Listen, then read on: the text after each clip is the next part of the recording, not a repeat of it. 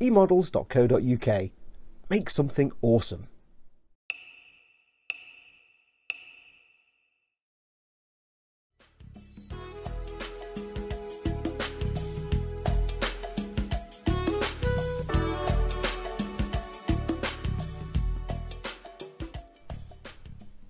Hey everyone, it's Foxx, your model making guru here. Hello, hello, hello, welcome to part 7 of our build of the Takom 135th Panhard AML-90, which we are rebuilding and repurposing into a Warhammer 40K Imperial Skitter light reconnaissance vehicle for my very good friends and sponsors, emodels.co.uk, who very kindly provided all the materials I've used, most of them, apart from the ones that came from my garden.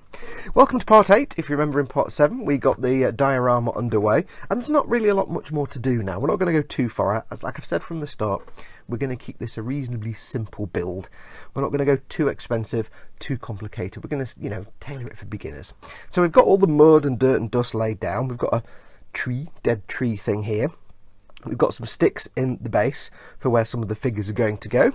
Now, what is next? Well, only a few more bits to do. I want to put some grassy bits on. Get me grassy bits out. I want to maybe put a barbed wire fence here somewhere. I think I might want to do that. And then, really, I'm not sure after that. That might be it. A few bits of grass and tuft. We might keep it like that, and then I've got to do something about some puddles, but I'll show you those later. Get everything put on there, and there's a few last bits to paint on the vehicle which I need to get done before we finish the project. So the first step, we're going to do the grassy bits. Now, I was debating whether to make this like mud or soil or however I was going to do it. I'm kind of happy with it as it is, but I might put a couple of puddles in and maybe make this area look a bit wet. So that's later on. But other than that, the planting and the greenery, want to put maybe a little bit of grass here and a little bit of grass in the corner, and I have a collection of twigs from the garden, which are a mixture of fuchsia and some other things. I don't know what they are, that I may have accidentally cut some bits off. Sorry, Mum. So we're going to get that done first. So first thing we're going to do is sort out the grass, and for this we're going to use the Ammo by MIG Pinewood Forest Base, which is AMIG 8352. I used something similar to this in the transit build. It's basically a mat of grass and gravel texture with some little twiggy things in it, and all you do is cut it out. It's self-adhesive. You cut it out and stick it on, but we'll probably put some PVA down as well just to give it extra stick. So what I need to do is go and get some of these bits cut out. I'll put some paper down, because when you do these things you do get all the little bits of flocking coming off everywhere. So put some paper down first, and I'll cut out some bits and we'll get them stuck on. Back in a moment. Okay, so let's get this sorted. Now, I haven't glued these on, these are just in place. I've cut them out from the sheet, and what I've done is, they're kind of designed for large dioramas where you're going to have like square areas. So for this we have to tweak them a little bit. What I've done is I've hacked around the edges with some scissors, just to sort of distress the edges here, just so it looks a little less like a sheet and more like just random grassy growths. So I can place it on there. Now it looks a bit weird now, but what we will do is we'll pad this out with other bits of tufts and other things and soil, so it's not going to look quite as stark. I've kept the edges square to go around the edge of the diorama. Now, one thing I have to correct myself. I said it was self-adhesive on the back. The last one I used was self-adhesive. This has just got like some kind of felt underneath to make it look more like grass rather than a clear sort of adhesive strip. So that's pretty cool. So we need to apply this with the PVA. Now you notice there's bits everywhere all over the diorama. Don't worry, they'll brush off later on, and this is why you put paper down, because this gets messy. So what we need to do is start adhering these to the base. So I'll get myself a container. Got myself some PVA, standard PVA glue. I need something to put the PVA glue in or on. This little plastic cup will do just fine. I was looking for something to put the glue in and I couldn't find anything, so we'll get some of that in there. Again, if you've never used PVA or you haven't got any in your arsenal of glues, get yourself some PVA. Good stuff. It's just water-based glue that you'll have used in school, but it's brilliant. So what we're going to do is we're going to work out where this is going to go, do it on camera. So it's going to go here like this, you see. So what I want to do is get some glue on the model OBS, Now don't worry about getting PVA on the bits you've already painted and worked with, because PVA does dry clear. Am I doing this on camera? Yes. It does dry clear, if a little shiny, but we will be doing varnishing at the end of this anyway, so it's no biggie. And when it does dry, it'll just look more like, once it's been dried and matte varnished, it'll just look like earth texture anyway, so it's all gravy. And now we'll do exactly the same on the back of let me move this around a bit. On the back of the texture, we'll just coat this in PVA, which is difficult because it's fluffy material, so it's not easy. You could thin it down a bit if you want, but that might soak through to the grass, and that'll alter how the grass looks. It'll go a bit spiny looking. So what might be easier here is just to splurge some on. So let's get messy, just splurge some on. There we go. You don't need to be too careful. That's probably far too much, but never mind. And all we're going to do is, what we're going to do, Ted? Slap it on. Yes, we're going to slap it on. So I'll line up the back edge here, make sure it's on. All I'm going to do is just gently squish that down. Get any excess off with my fingers and a bit of tissue, because I've got glue on my fingers now. Try not to get any glue on the grassy side of the mat, because like I say, it will affect how it looks. It will make it go a bit kind of prickly looking. So that is on there. I need to get some underneath the corner here. I'm doing this all off camera, aren't I? Sorry, it's all in the wrong place. Need to get some under here in the corner, because it's not very sticky stuck. So we'll get some under there. And just slap that all over there. And we'll leave this obviously for a while. It'll take a while to dry. See, I've got some glue on here now and it's gone a bit frosty and crispy. But that's fine, we'll sort that out later. It doesn't matter, we're going to put trees and things on here. So what I need to do now is just press this down so it beds into the earth and doesn't look like it's floating or stuck on top. I need another piece of tissue because that tissue is now covered in glue.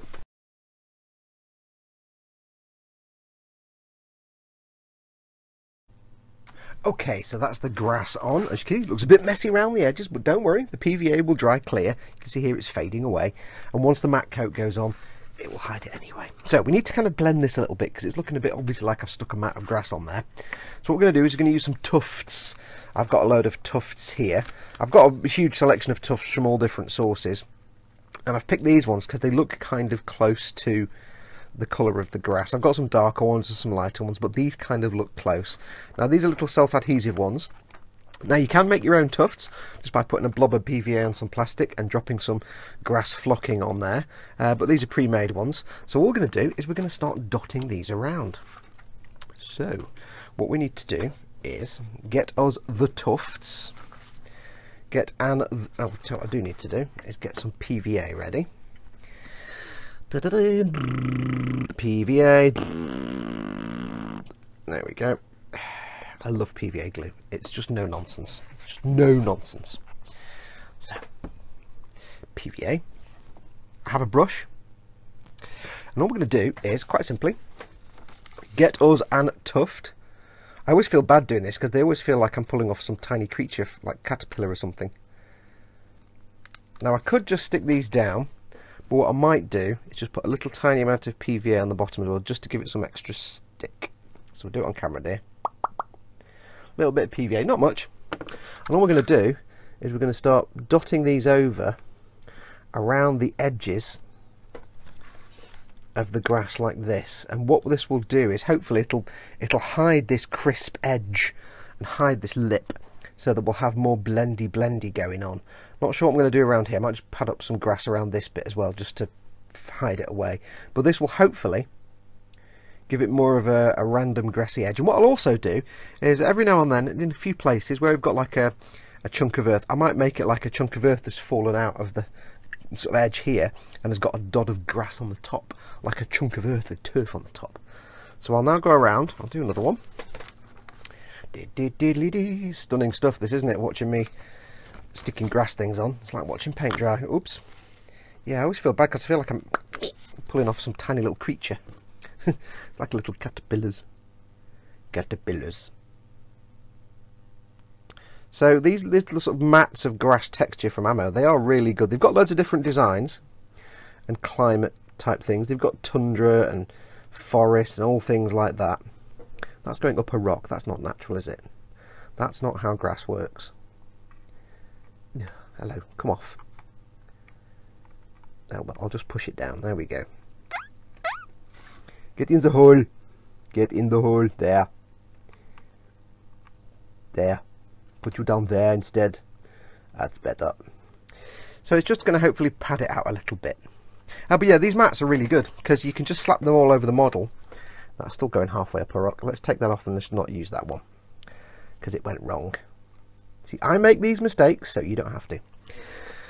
They are really good because you can pad them out and you can just, it's just a quick way of doing coverage. Otherwise you'd be sticking hundreds of tufts all over this and it'd take forever. So I'll go and get loads more tufts done, and when we come back we'll do the next step. Back in a moment.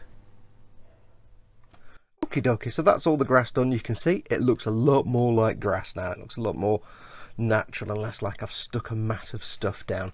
Kind of like the fact this looks like the edge is crumbling away here, so this is kind of toppling down that way. That's why I put that gap there, so it looks like it's just going and collapsing, which is cool. Happy accidents. Sometimes you plan these things and sometimes they just happen. Right, so what is the next step? Well, the next step, we need to add some tree organisms, and for this it's going to be quite simple. This hasn't fully dried yet, but it doesn't matter. All you need for this is a pin vise or something to drill a hole with, and obviously your tree organisms. Now these are just, like I said, bits from the garden, just twigs and things. All we're going to do is we're going to put a hole in there and then just jam these in. You don't need to glue them because remember this is oasis foam under here, which is designed to hold plants in place, so we don't need to get that complicated. So what we're going to do, first of all, we're going to make an hole with an pin. Now it is quite tough, the white PVA, so you'll need to hammer it. There, we made a hole with a pin. How cool is that? We're hammering things. Now I need to try and get my way under the camera, and if I can get this out, make that hole a bit bigger by just pushing the pin vise down. You have to be a bit forceful to get through the PVA, and then you'll feel it give, and that's when you're into the oasis foam then. So make a hole for the oasis foam, and then all you do is you just push this down into the hole. Now it might not be big enough, it might be big enough, or it might just break. Oh well, let's try a different one. Let's try something tougher. Is that going to work? It's going to be a bit big. So what you can do is, if you get your knife, I'm going to use an old knife for this. Use off an old knife and just make that hole, if I can do it on camera, make that hole a wee bit bigger just to get it started. And I can jam that in, and voila, we have a tree organism done. It's nicely wedged into the foam, so it's not going to come out, you know, unless you throw it around. It's wedged in there. It's quite a nice piece of little twig because it's got these little details all over it, and we've done a tree. So I'll go and put some other tree things in there, and we are going to do some work on these to make them look a bit more to scale, because they look a bit like the soil without the paint on it. It looks a bit weird without any, you know, effects on it. So I'll find a use for this. This is a bit delicate and fragile, so I don't know where I can put that, but we'll get that sorted. This will also help hold your grass in place if there's any bits where there's no glue, because it's jammed in now. So I'll go and get the rest done, and then we'll do a little bit of, I think, foliage, little ferns and things, if they work. So back in a moment. Okay, next up we're going to do some ferns. You can see I've started one off here. How are we going to do ferns? Well, we're going to use, rather awesomely, some of the Ammo by Mig ferns. There are tropical ferns, and there are dry ferns. Now these are quite simple. They're just basically little sheets of paper with the ferns printed on them, and you just have to snip in a few places and pop them out. Now there is one big fern that's got a central hub, and you can just jam it down, and there's lots of individual fern leaves, and all you do, when you take them out, they look like this. If I can find one, hang on. That's what the fern leaf looks like. Oops, it's clunk. Nice and simple, nothing too complicated, just made of paper. You have to be quite careful. It does take a while to get these things off without ripping them to shreds. And all you do is you get your fern, you dip it in some super glue at the stalk end. You could use white glue, but super glue, like I said before, is faster. And you just jam it in.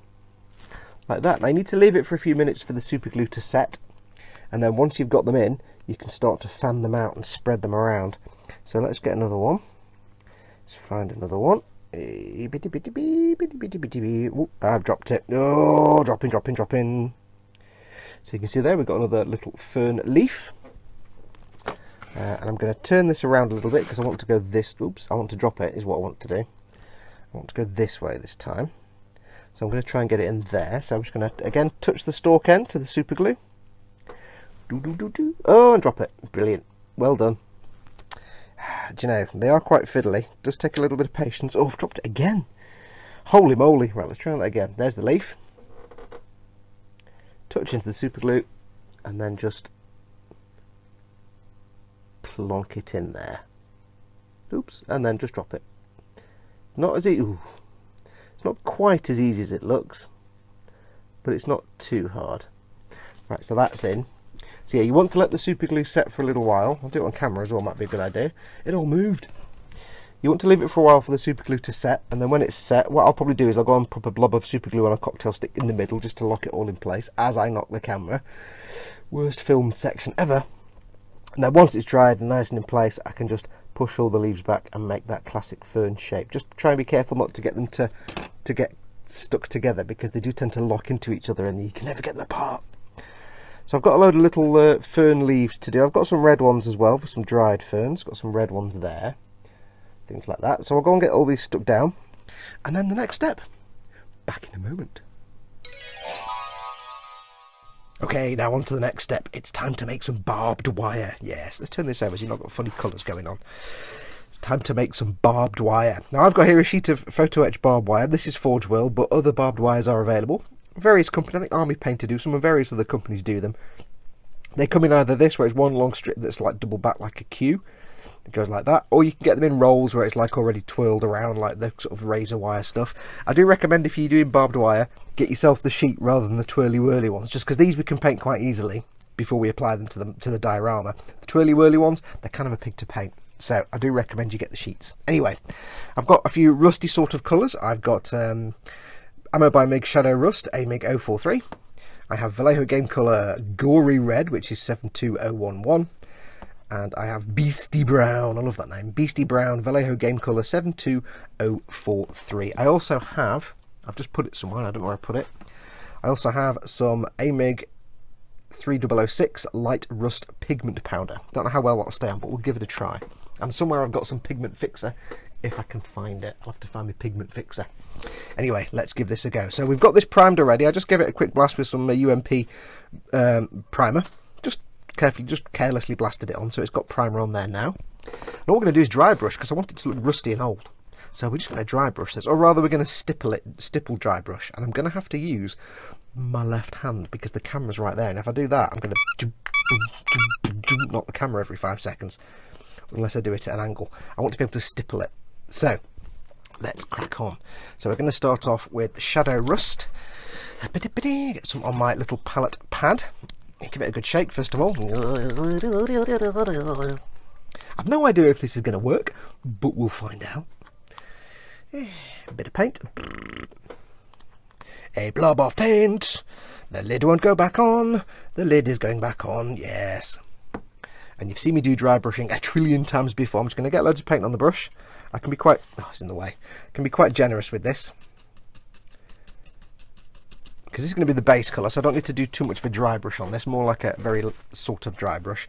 Just get a little bit off, because I want it to be mostly paint. I'm not going quite as light. What I'm going to do is just start stippling this over. Now, because it's primed in black, of course, it just looks like dark barbed wire, which is fine. That's absolutely fine. I'm going to get some more paint, actually, because there's not quite enough on there. I think I may just have to go for just paint and not mess about with the dry brushing. More paint, more paint. Lid won't go back on again. Oh, hello. You really don't want to go back on that lid, does it? I think I've got some crust. Ooh, there's all kinds of... oh, the lid's come off now, look. Oh, that could go wrong. Just get that back on. Mental note, Fox. Next time you open that, be really careful. So I'm not going to do too much dry brushing. I'm going to get some of the paint off on the pad, so I've not got an excess. Then I'm going to go back, because we want a base rust colour to start with. So it doesn't matter if this is quite a thick coat. But it works well over the black, because it just looks like dark, which is fine. Okay, for the next colour we're going to use Marron Bichos, or Beastie Brown 72043. I've got some on the palette. Again, I'm going to get it excess off the brush by stippling it, not on the palette, not just taking it on a piece of tissue, because we're not quite at the dry brushing stage yet. And we're going to do exactly the same. But we're going to be a little more sparing this time. We're not going to be quite as uniform in covering everything. We want to get a lot of it on there, but we don't want to completely recolour it, because this is where we start getting variation in the colour. Rust is, ooh, knocking the camera, told you I would. Rust is lots of natural variation in the shade and tone. So I don't want it all to be one colour, I want it to vary and be all different colours. And be all patchy and different looking. Okay, and last of all we're going to go for the gory red. Now, I'm going to use this sparingly because it's quite a maroon colour, but it's just kind of colour. I've not cleaned my brush, by the way, throughout all of this. Looks like some kind of American buzz cut. Let's put 2 eyes on there. Hang on, I've got to do this. It's only an old brush, I'm not too fussed, I've got to do this. There you go. Hi, I'm an American soldier. Never mind, moving on. I'm an idiot. So, yes, we're going to get a little bit of this. Now I'm actually going to take this off on the tissue, like a proper grown-up dry brush. So I'm going to get some off and get this off on the tissue, because I don't want too much here. It's a real maroon colour, I want this to be like an accent colour only. So I'm going to be quite sparing now, I'm just going to touch it into places. If you go and look at real rust, it's all different colours, it's not just all browns. It's all different shades and tones along the brown spectrum, but not just brown. There's lots of browns and red browns, but there's also yellows and oranges and other colours as well. So you can kind of go crazy and wild making this stuff up. So that's about as much as I want to do on there. So I need to now let this dry for 5 minutes, and then we can go in with the light rust. So I'll go and let this dry, and we shall do the next bit. Okay, for the next step, we're not going to do more paint or pigment yet. What I'm going to do is actually assemble the barbed wire fence. So what I've got is I've got some bits of matchsticks that I've cut down to roughly the same length, giving them a slight point on one end. And what we're going to do is actually take ourselves some of this barbed wire, or barbed wire, as is correctly called, not barbed wire. And we're going to cut off a goodly length, let's say to there. Just completely making up how much I need. So it's just photo etch, so I'm just going to snip this off. Try and snip this off. This blade is a bit dull now. I need to put a new blade in my knife. So there you go. We have. Oh, hang on. Oh, it's like them ferns. Oh, it's them ferns all over again. Good God. Oh, good God, man. There we go. No, we don't. Oh. And this is why barbed wire is good at what it does. Oh. Right. Seriously? I'm getting flashbacks to the ferns now. You need to stop behaving. Right, let's get that through there. Get that there. And Marge Simpson. Right. Let's get the rest of it away from there. There we go. Goodness for that. Right, so we have now a big long piece of the barbed wire, which is still looking a bit brassy in places, but it's not the end of the world. It just looks like rusty metal, which is cool. And what we want to do is make a little fence. So what I shall do is I shall put a matchstick here, and I shall start off by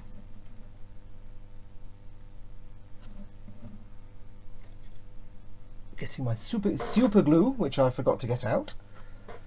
Where is my super glue? There is my super glue. It's just like super glue. I will stick things with it and we will have some fun.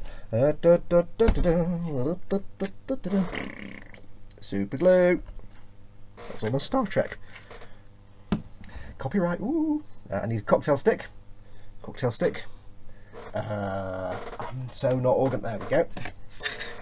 cocking tail sticks. Now you could use cocktail sticks for these fence posts. I just wanted to use the matches because they're square and it looks a bit more cool. So we'll put a little bit of super glue on the cocktail stick, just about at the top there. We will place the Barbington wire on top, thusly. Give it a second to stick. Notice how I did not attach it to my hand. Yes. Oops. Get this knife out of the way. Give it a blow. That's cool. That's sticking on. Now some of the paint's obviously going to come straight back off again because we just kind of put it onto primed metal. I'm going to be bending it around, but don't worry, we're going to do other stuff as well, so we can do powders and things. So that's on there. So I need to let that dry for a minute. Now what I need to do is get some tweezers. I haven't organised anything here. I am rubbish. I'm completely rubbish. There's also not much space. I need to move the diorama out of the way so I've got some space. Hang on. Hang on. Hang on. Let me move the diorama out of the way. Go on, you go over there because you're totally in the way now. There. Don't you feel better? There you go. Put the super glue there, out of the way. So we have that there. I can wrap I can wrap the barbed wire around, because this is a battlefield, it's wartime, so you don't expect precision engineering from your soldiers putting barbed wire fences up. A little more super glue. Where is it? There it is. A little more super glue touched on there. That will hold that in place. The matchstick is sticking to my finger.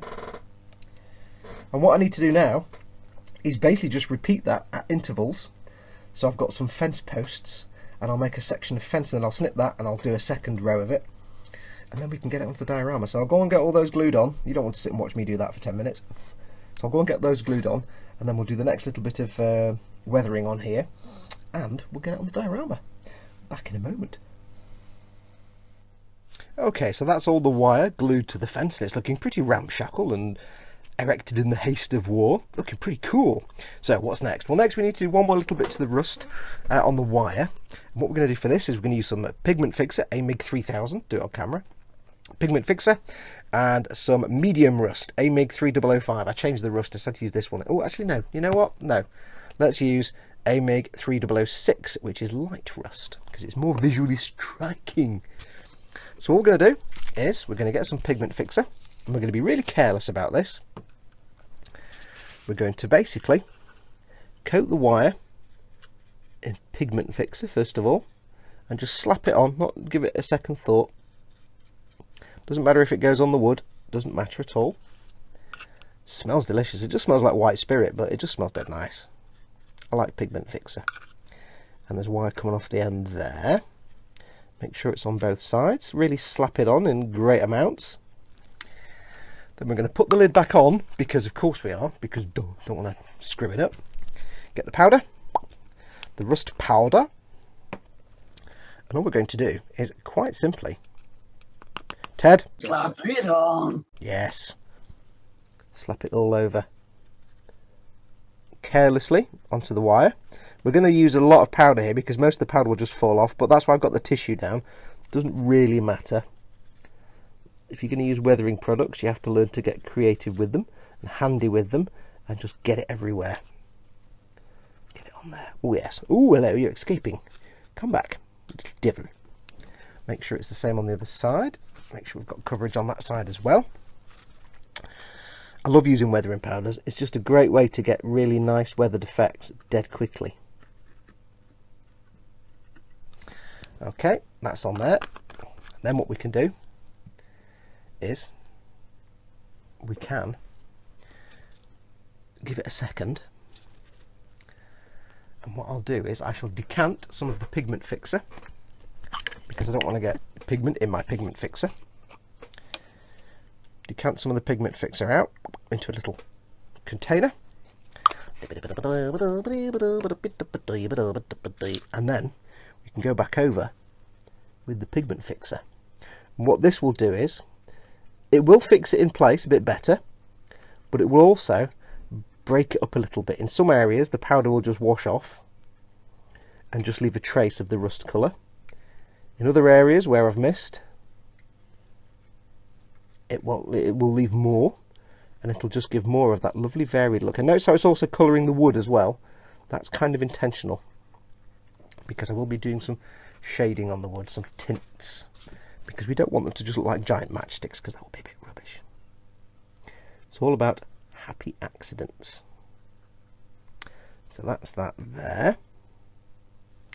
And what I might do is bring in some of that medium rust, just for funs. And yes, and I'm going to contaminate it with the other brush, but it doesn't really matter. Rust is rust. And just in some places, put some of that medium rust on. There you go. Nice bit of variation. And now we're going to leave that for a little while. The pigment fix that's on there should hold in the new rust, but I'll just put a little bit more on there. Oops, that's the wrong one. You wonder why I like weathering, because weathering's awesome. Weathering is just making mess, but for genuine reasons. So there we go. So that's both the medium and the light on. So I shall now leave that to dry. I'll give it, I don't know, it can take a, because it's basically, I'm pretty much that sure that's just white spirit or terps or something like it. It smells like terps. Give it about half an hour, because I need to make sure it all evaporates off. It does take a little while. So give it about half an hour. I'll go and clean the desk as well. And then when we come back, we'll do some washes on the wood when that's all dried out. And then we're ready to put it in the diorama. So, back in a moment. Okay, next step is to do something with these bits of wood, make them look less like matchsticks, and we're going to use the sepia shade that we've used before, 73200 from the Game Colour Wash, or the Game Colour range. Got some here on the palette to the side. And all we're going to do is quite carelessly get it all over these matchsticks. It will darken them and tint them, and everything will be fantastic. So I'll go and apply these quite heavily. I'm not being gentle here. They are quite dark already. But we're just going to go in and get this on here now. Hopefully what it'll do is soak into the wood, lighten up a little bit round various edges, but mostly soak into the wood and enhance the grain of the wood, what grain there is on matchsticks. Because these washes often look darker until they've dried, so we're not going to be careful. We're just going to put it all over.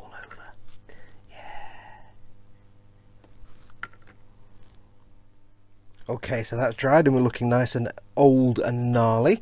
Next step is to do a green wash around the bases of the posts, because if you look at wood that's sticking out of soil or dirt, all the moss and algae and stuff grows at the bottom and it just goes green. So we're going to use a green sort of wash. Now I don't have anything from the Game Colour range, so this I'm going to have to cheat and use Citadel's Athonian Camo shade.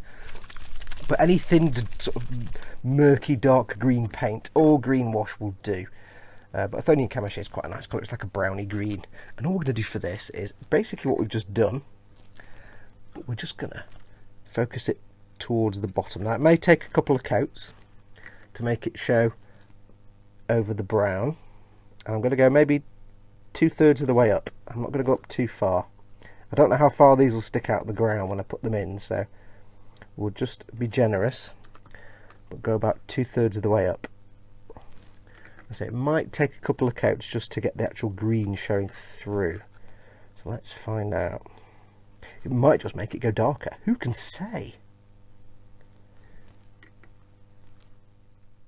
Okay, and with a couple of coats of that green, it doesn't really come out because it's dark anyway, but you can see now we have a rusty barbed wire fence.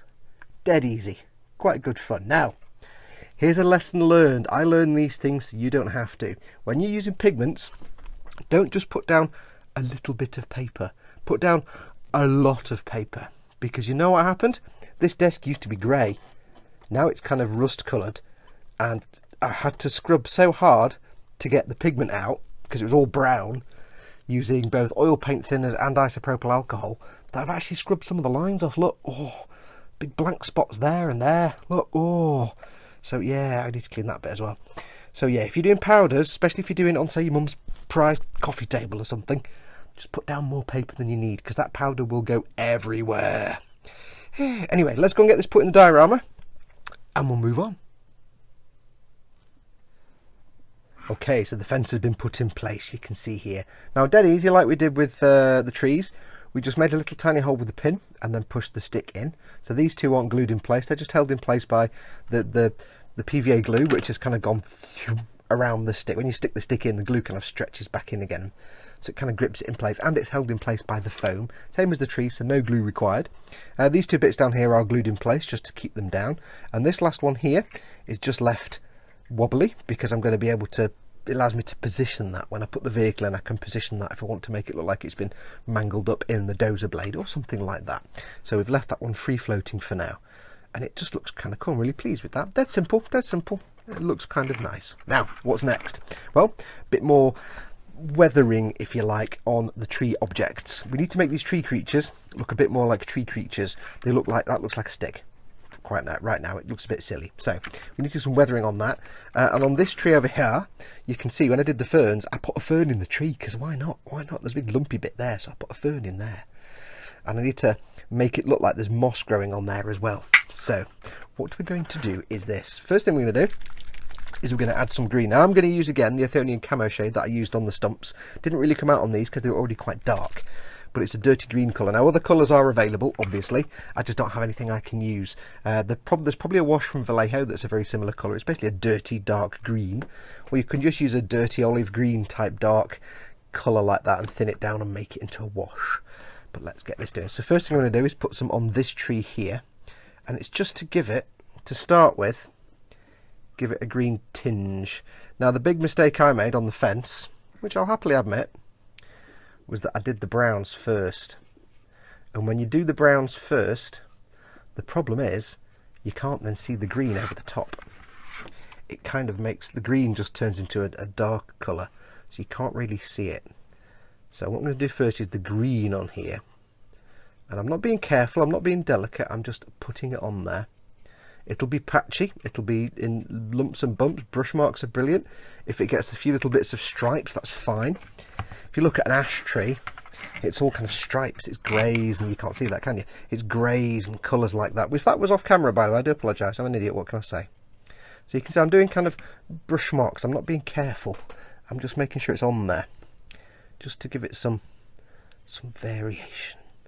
So we'll get some on there, get some on these branches. It just makes it look a bit more scaled, like we did with the soil. If you leave it as it is, it just looks like soil, or in this case a twig. But if you put some effort into it, give it some variation of features, it looks more like a tree. Well, hopefully it looks more like a tree. I mean, it might not, it could be a rampant failure. Let's find out. So put some green on there, and I hope that was on camera. I do apologise if it wasn't, it's really hard to film this now. And on this tree here, this has already got quite a nice kind of, this is a bit of an exception tool. This has got some nice colour variation to it already. I wouldn't actually need to do much to this because it's got this kind of nice patchy look to it anyway. So what I'm going to do is go a bit crazy on the trunk star, on the air quotes trunk, just to darken it a bit, but not too much, just to give it some sort of three-dimensionality and depth. So I don't want to go too far up, just hither and yon. On this one at the back as well, just around the base. And I appreciate it's really hard for you to see this, I do apologise, it's kind of hard to film now. So we'll get it on both sides, and I can't tell you the number of branches I've already pinged off while I've been working on this diorama. Loads. I say branches, obviously. We'll make sure this goes all the way around. Just go just towards the bottom, maybe a bit more towards the bottom. Happy little brush strokes. Because trees are nice, but trees like friends. And moss is a friend to a tree. Unless it's a parasitic kind of plant, in which case it's not a friend at all. I really don't know what I'm talking about. I'm going a bit loopy. It's really warm in here today. It's like 1,000,000,000 degrees. I was debating whether to just stop for the night because it's so warm. But you know what? I'm going to soldier through just for you. What I'm also going to do is do a bit round here where this fern is. If I can get the brush in there with my left hand. No, can't paint my left hand. I'm going to do quite a lot around here. Because if you look at pictures of ferns growing in trees, they're normally surrounded by moss on the branch as well. So what I'm going to do is see if I can figure out how to get some kind of moss effect on there later. Maybe, we'll see. I might just do this. So there you go, that's all I need to do on that tree, because it does have quite a nice look to it already. So I'm just piling this on at the bottom really. just to pad it out. Maybe a bit up here, just for some variation.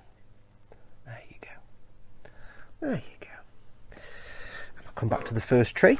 You can see it's got a bit of a tinge to it now, but not much. So we'll go and do some more. Now this has dried a bit, we'll add some more. And again, we'll just go carelessly. We'll splop it on in different places. Dark in some places, light in the others.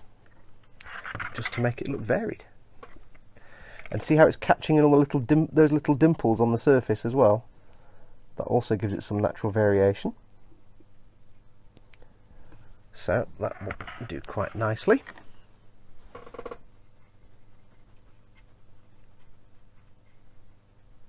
And it's got a bit thick there, but that makes it look maybe like it's had some burning on it or something like that. So that's cool. So that is looking rather fantastic. I also put a bit on the ferns in the middle of the clumps of ferns just to give them some depth. And what we'll do as well while we're here, we'll put some on here as well. Why not? It's only fair that this tree should have some green to it as well. Although, if you think logically, this tree hasn't actually come from anywhere.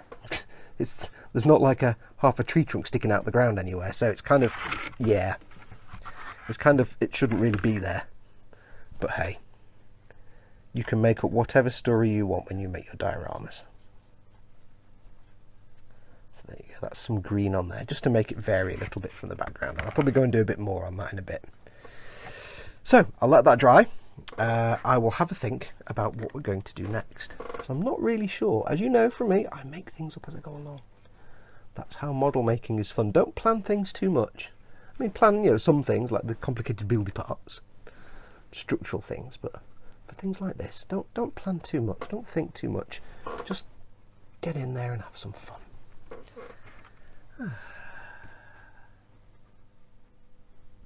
Okay, now that's been done. Now the next bit I actually filmed, but the video didn't come out.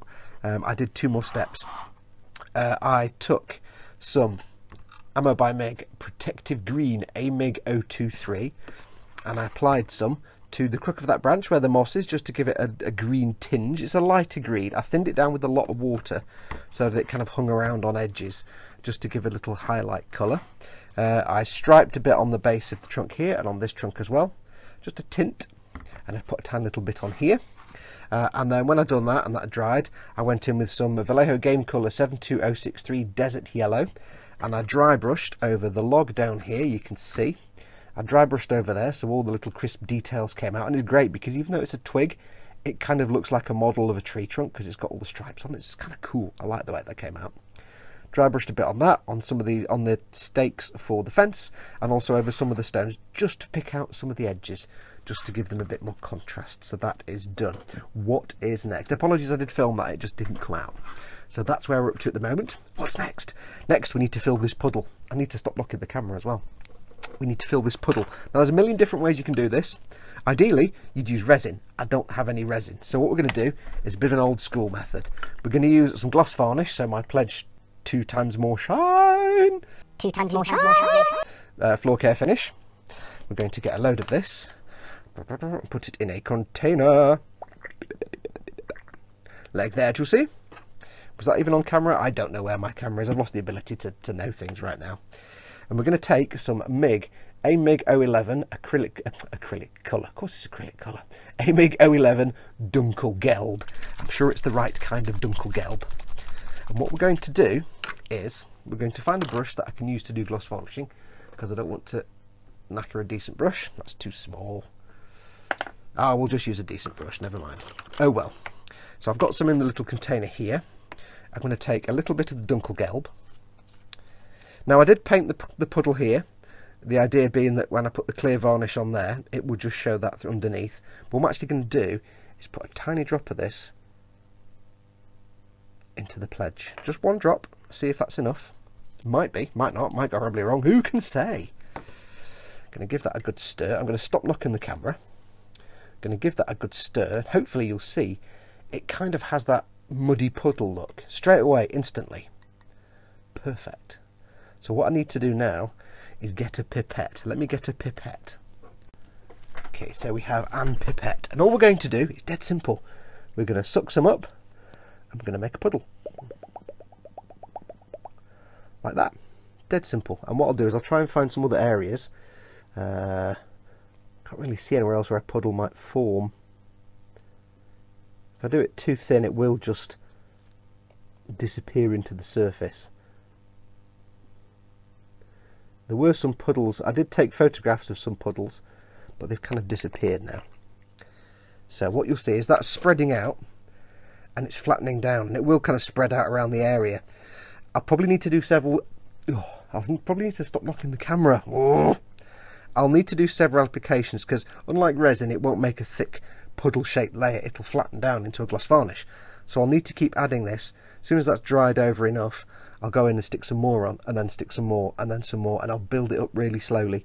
Now you could also use PVA glue for this if you wanted a quicker solution. What I might do is let this all seep out around the edge and make it glossy, and then go in with some PVA, because PVA will also dry glossy and clear, and it's a bit thicker, so it might actually be better. So I'll see how this dries. I'll either keep adding coat after coat, or I'll then go in with some PVA. I won't put any paint in it because it's kind of transparent anyway. I'll just dump some PVA in there. So I'll see how that's doing. That's kind of flattened down, so I'll let that dry for a bit, and then I'll put some more in, or some PVA. I'm back in a moment. Okay, so that bit's done now. I put some gloss varnish in the puddle here, and it kind of spread itself out around from the edge of it, which kind of makes it nice, like it's a puddle that's splashed and soaked around the edge. So I've did about 6 or 7 layers that I just got my little pipette and filled it up with that. It does sink down to a flat layer. It doesn't really build up a solid like pool of water like you would with, say, resin, but it, you know, you don't know how deep it's supposed to be, so it just looks like, because I pre-painted it, it looks like a kind of muddy puddle. I also brushed some of the gloss varnish over the lower soil here, over some of the rocks, and up a little bit on the raised bits here, not because I want them to stay glossy. I do need to matte varnish this, and what I'll do is I'll mask off this area and just kind of give it a light matte varnish here and a heavier matte varnish over the trees and shrubs. I was going to do that today. For the first time in about a week and a half, it's been glorious sunny, nice and dry. I think, right, I shall go outside, do some matte varnishing, and it's been raining all day, and it's going to rain all until the weekend. I'm like, so can't do that. So we're going to move on to another step. Right, this is about take 16 of this segment. Nothing more frustrating than when you keep flubbing your words, and just, it's so annoying. Anyway. Seeing as Mother Nature won't let me finish the diorama right now, thanks Mother Nature, poopy head. Seeing as I can't work on that, I'll finish the vehicle off. So what I've done, about 4 weeks ago, I gave everything, before I started the diorama, I gave everything a matte varnish, the vehicle chassis, the main body, and the turret.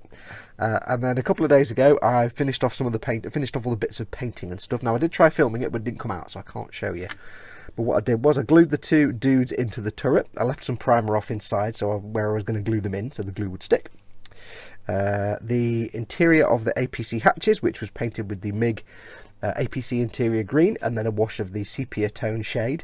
That was given a dry brush of the APC interior green again, but with a little bit of white added to brighten it, to pick out the edges and lighten it a little bit.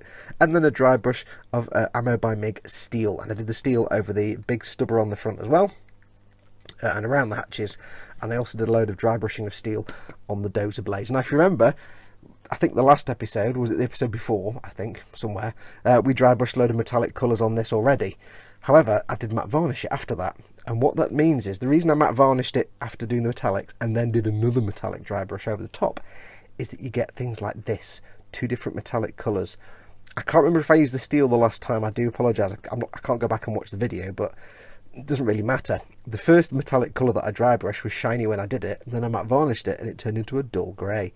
Now I've dry brushed on some steel, you get 2 different metallic shades, a dull sort of weathered metal and the bright recently exposed metal. It's always worth, if you're doing this kind of like faded exposed metal, not necessarily chips, but like faded scuffed metal, to do 2 layers. 1 before any kind of matte varnish and 1 after, just so you get some variation. Or you could alternatively just use 2 different colours of metal, a dull colour earlier on and a brighter colour later on, and you just get that nice variation. So all over the dozer blade and around the mechanical parts of the dozer blade, I dry brush the steel as well. Now, I also did some more layering on the knapsack on the back and on the side there. and on the backpack here. And I basically used exactly the same technique I used on the khaki colours for the figures, just layering up with a lighter colour each time and leaving the shade and the darkness in the recesses. So as I showed you in the figure painting episode, the same technique for the knapsacks. Now, the matte varnishing. I used this, my favourite varnish in the whole world, Humbrol acrylic varnish, matte 49. Best varnish, best varnish I've ever used, best matte varnish. I've used airbrush varnishes and I've used rattle can varnishes, and this, I have various things to say about the Humbrol range, but this stuff is the absolute bee's knees. I won't hear anything bad said about this. You take it outside, you blap it on without thinking, you bring it inside, it's dry, it says there in minutes, literally about 10 minutes, it's dry to the touch. Give it half an hour, you can start working over it. So, nice day, took all this outside and sprayed it. I've never had a problem with this stuff. If you're like me, and you suck at airbrush matte varnishing, because I do, I know how to do it, I know what to do, I just can't do it. Give this stuff a go. Anyway, took it outside, gave it a blast with this, everything came out perfectly fine. Everything was nice and matte, no thick texture, just beautifully matte, no shine at all, except the tyres. And I don't know why. They're rubber, and I've matte varnished over rubber tyres before with no problems, but for some reason they came out shiny, and worse, they were kind of sticky. They were like, you put it on the table and you'd be like, pull it off. They were sticky, and I'm like, it's weird. So I thought, well, I better try and fix it. So what I did was, the first thing I tried was I got some of the matte medium glaze we've used before, the matte glaze, just like a matte paint without any colour. We used that to mix the inks and washes in the earlier episodes. I got some of that. It dries matte, it's clear, there you go, it's like a varnish but not a varnish. I brushed that liberally all over it, 2 coats, and it made no difference whatsoever. So I'm like, okay, and it was still sticky, and I'm like, okay, that's weird. So I got myself some matte varnish. I've got a load of the Ammo by Mig matte varnish, which you can brush or spray. Liberally brushed that all over these tyres, thought that'll matte it down, it'll come out nice and matte. It made no difference. This has now got 2 coats of matte medium on it, and 2 coats of matte varnish, and it still looks like that. I have no idea why. I've tried to find information on it, can't find any information as to why that might happen. I'm like, I have no idea. So, how am I fixing it? Well, here's one I've fixed, almost. What I decided to do was, if matte varnish isn't going to stay matte, and the glaze medium that's matte isn't going to stay matte, I may as well just paint over it. Surely that's going to come out matte. So what I did was, I brushed on some of the Game Colour Heavy Charcoal, which we've used before for the rubbery bits on the rest of the vehicle. Heavy Charcoal, and it worked like a dream. Perfect. Now, I still got a little bit of shine to it, but not much, and there's stuff to go on here anyway. So first thing I've been doing is basically going in and painting over the tyres. I wanted to leave the rubber as it was, because I'm just going to give this a good shake. My experience of rubber tyres on cars is that if you leave them as they are and then just matte varnish over them, they look brilliant. They look like rubber tyres. Put some weathering on top, they look like rubber tyres. But for some reason, nope, these decided, no, we're going to stay shiny. So that's why I don't normally paint them, because it doesn't look quite right if you paint them. But we haven't really got a lot of choice with this one. Where's my tissue? So what I'm doing is basically just painting over these. I'm just going to get some paint on the brush.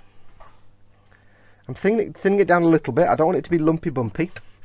And all I'm literally doing is painting over the tyres. I've thinned it a little bit, and I'm going over in 2 coats. I'll do 1 coat, give it 5 minutes to dry, and then I quickly eyeball it, and it's usually got some shiny bits where I've missed with the paint, or it's a bit thin. So I go in with a second thin coat, and that sorts it out.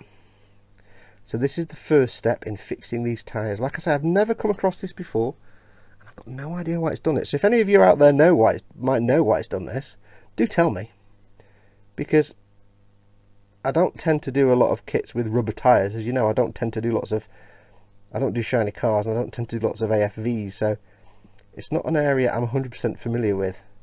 So there may be a very good reason, and you're probably all going, oh yeah, you're just an idiot, you shouldn't have matte varnished them. But I don't know why. So if you know, if you've got any ideas, let me know.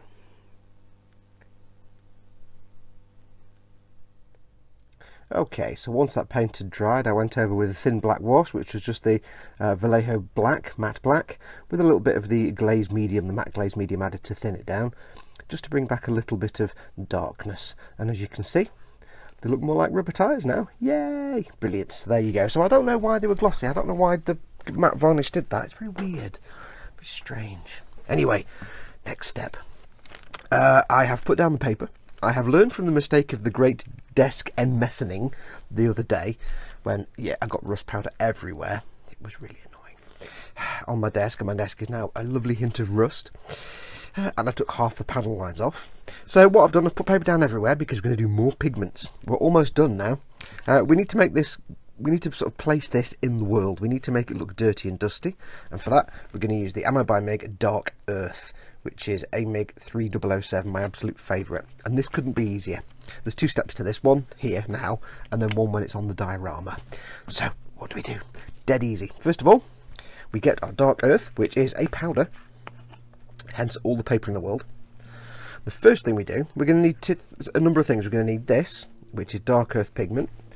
We're going to need, and I forgot to get it out, some oil paint thinners, or you can use fixing fluids. You can get fixing fluids from MIG that are just pigment fixers, or you can use oil paint thinners, but for this we can use oil paint thinners.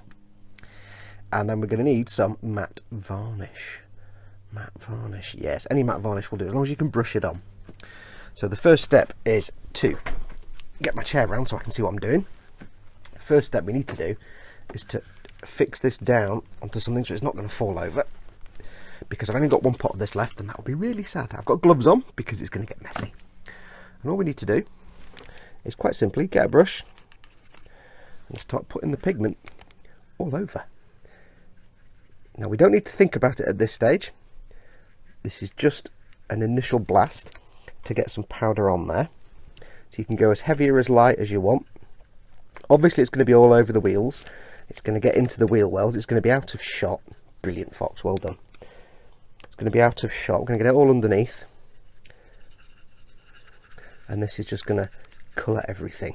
Now this model is going to go on a diorama and it's never going to be handled. So you wouldn't necessarily have to seal these pigments in once they're on. So you don't need to worry too much about whether they're going to fall off or stay on, because it's never going to be handled. Once it's on the diorama, it's never going to get touched again. But I'm not worried about that for now because we've got a particular plan in mind. So first of all, just go along and just get this stuff all over the model. Now I love this stuff because it kind of looks like soil, which is what it's supposed to look like. It kind of looks like soil.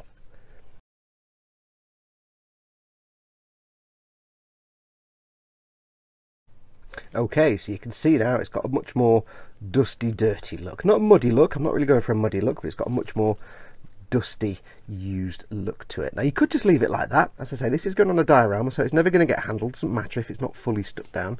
You could just apply some pigment fixer and it'd be fine. But I'm going to go a bit of a step further. A bit of a step further? A bit of a step further. I've got myself some oil paint thinners. If you get oil paint thinners, just go for the odourless ones. You get them from any art store. Odourless oil paint thinners. And what we need to do now is basically get another brush that's clean and just start washing this all over the bits we've just done. Now this will take most of it off. You may be thinking, what's the point of that? And I'm being really generous here. I'm putting it everywhere. I'm not thinking about it. What was the point of that?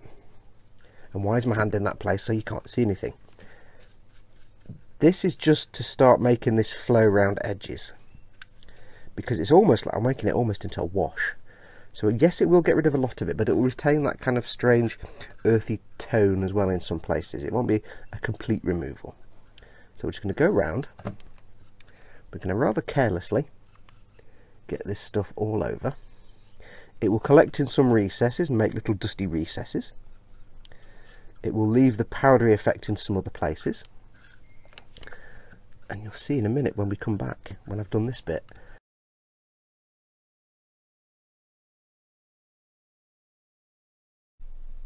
Okay, so that's now dried. You have to make sure it's fully dry before the next step. And you can see now we've got this lovely sort of earth effect, sort of earth dusty effect. What we need to do is go back in with more powder.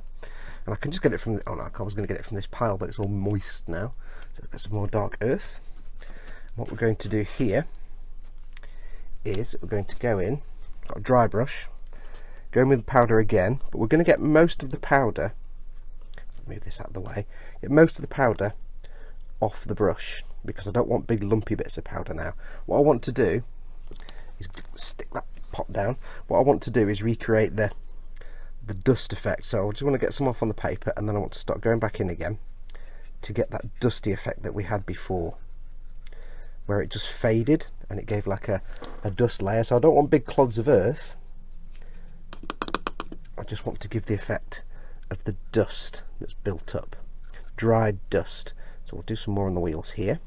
Make sure the wheels are nice and dusty, because they get all the dirt and dust.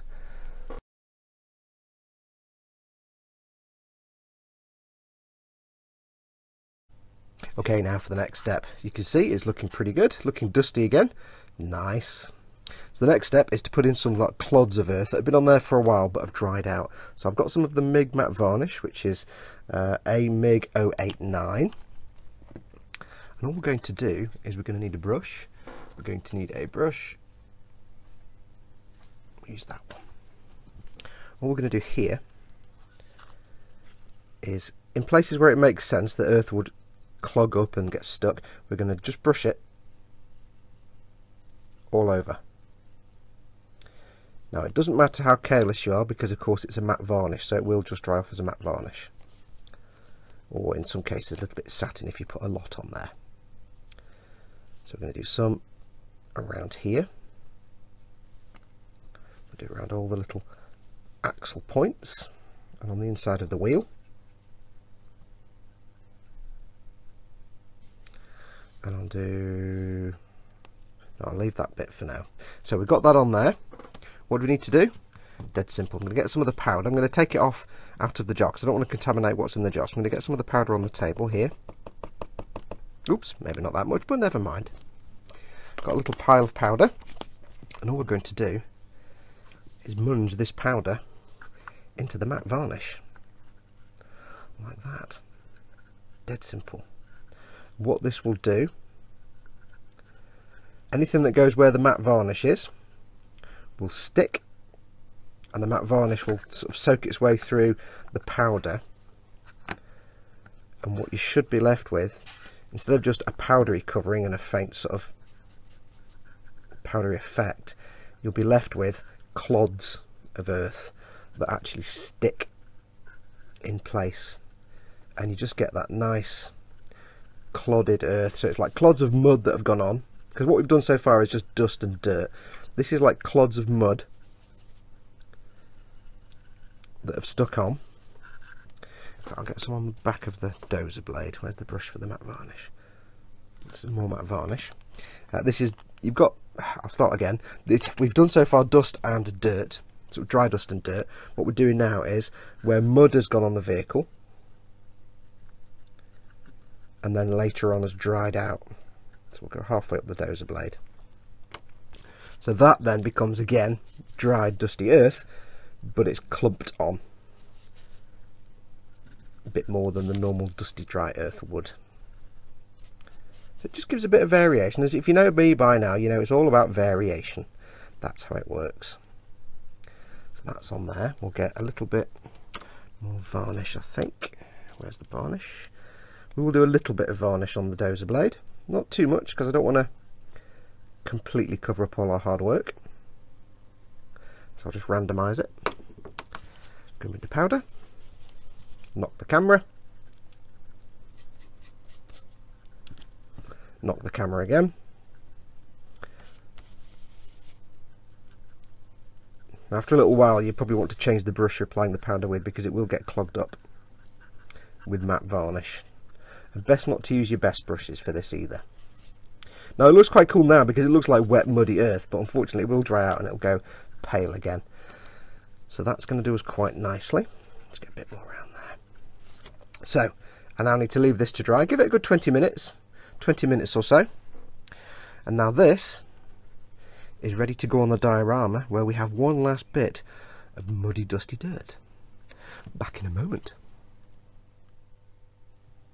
Okay, so that's now mostly dried. It's still a little bit, it's still got a bit to go, so it'll go a little paler than that. It won't look like that quite as much, but it is still drying off a little bit, so that's looking pretty dirty and dusty. Now remember, these things are supposed to be ancient vehicles, hundreds of years old, because they can't use new technology, so they're used as much as possible. So this is done.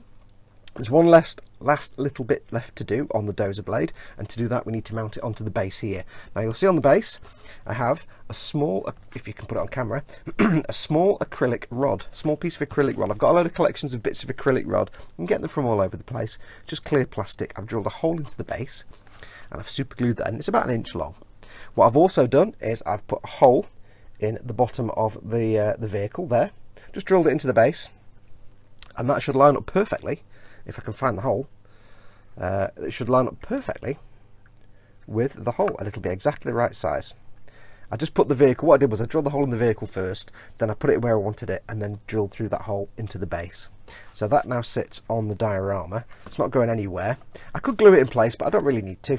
If I leave it unglued, well actually, yeah, it'd be fine. It'd be fine unglued. It's not going to go anywhere. So that's in place there. All the wheels are, or should be. Rotate it around a bit until all the wheels are touching ground. Yes, jolly good. I think they're all on the ground. No, there we go, that's better. Just make sure that all the wheels are in contact with the ground. So now we have the dozer blade here, which isn't a very good position for you to see, but you'll see it. The dozer blade here, and all we need to do now is do a bit more of what we've just done. So I'm going to take the dark earth and I'm going to get my dry, hopefully, brush. I'm going to pile this up in front of the dozer blade. What I might do is a bit later on, I might go and put some PVA glue in here just to glue it in place so it doesn't rotate. So I'm going to pile this up. I don't want to go into that puddle, obviously. Now you could do this with the PVA and earth mix that I used before, that would also work just as well. And I may well do that a bit later because I've got some little bit of PVA and earth stuff to do. Okay, so that's that. And what I want to do now, instead of using anything to thin it, I need to use some pigment fixer just to dig that in and hold it in place. So I've got some of the Ammo by Mig pigment fixer. I need a brush. I shall find a brush. A brush is here, that will do. Got some brush, and all I'm going to do is very gently load the brush up with pigment fixer and touch it to those dots of earth. You can use quite a lot if you want, doesn't matter if you use a little bit or a lot. It will dry clear and not shiny. Doesn't really want to flow from this brush very well, which is weird. But just basically get it on there. Then you can use it to sculpt a little bit.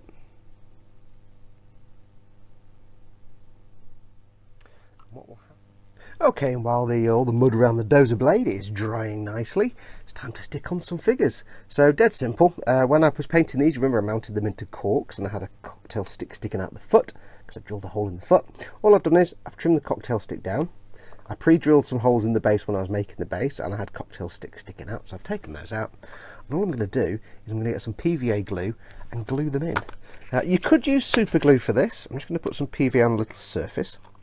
Now you could use super glue for this, but PVA has an advantage in that A, it'll allow you to position them. So I've got some PVA on this lid here. I'm just going to dip that in there. Big healthy dod amount. Now don't worry if it splooges out because you can touch it with some paint. Big healthy dod. Get it in the hole and find the hole and splodge. He's in. Now I just need to make sure his feet are lined up so he's not floating above the ground.